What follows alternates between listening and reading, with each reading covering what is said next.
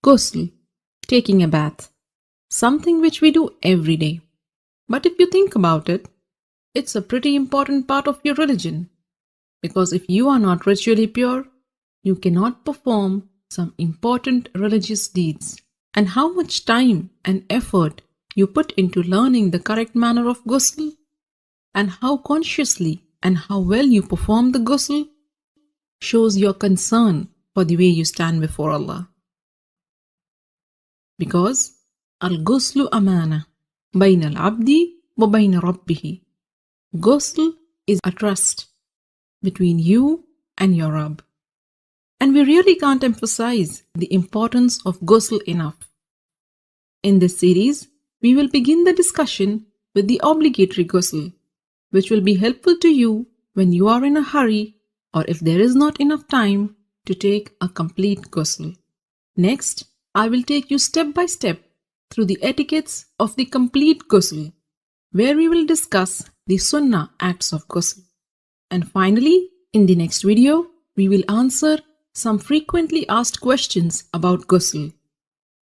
Alhamdulillah, all the information and answers are taken from the writings and fatwa of the scholars. So let's begin. There are two kinds of ritual impurities, the minor impurity and the major impurity, which occurs as a result of janaba, haid or nifas.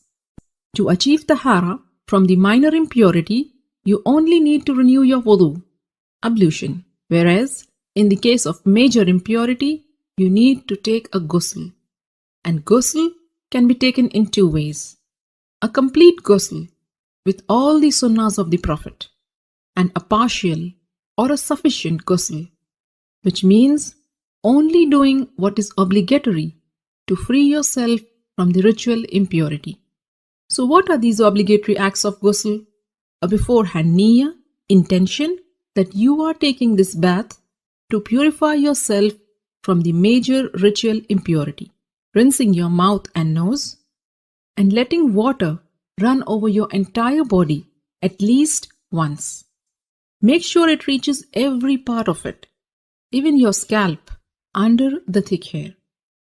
If you manage to do this much, then you have purified yourself from the major ritual impurity. As for the complete ghusl, and this is the mustahab one, and it is how the Prophet ﷺ took a bath. And this is how you do it.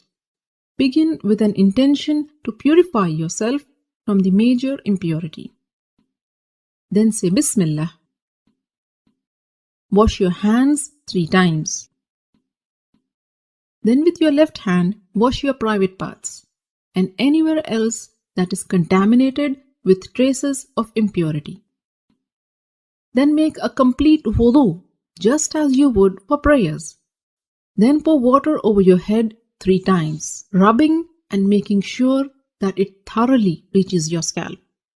Some scholars said 3 times means once on the right, next on the left, and then in the center. And then pour water and wash the entire body, beginning with the right side, then the left, while rubbing it with your hands so that you are sure you haven't missed any part. So these are the etiquettes of the complete ghusl.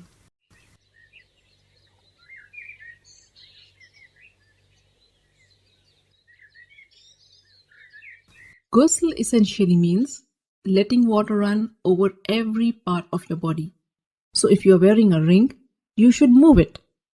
And if it is so tight that the water won't reach the skin underneath, then you have to remove it.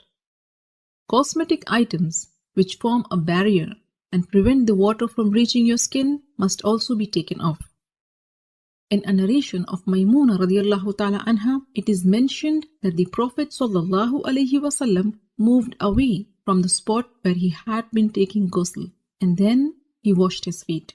Shaykh Ibn al-Uthaymin rahimahullah explained that what is apparent from the various narrations is that the Prophet washed his feet after ghusl only when there was a need, like if the floor is made of dirt, and if the feet are not washed, they will remain soiled. So you may want to wash your feet after ghusl if there is a need. With this, you are now well informed about the how-to of the perfect ghusl. For more how-to guides, subscribe to the Striving Muslimah YouTube channel or get yourself to thestrivingmuslimah.com and subscribe to the mailing list. I will keep you updated about all the latest videos and interesting articles. Don't forget to share this how-to guide with your family and friends. By sharing this video, you are helping your friends and family in their deen.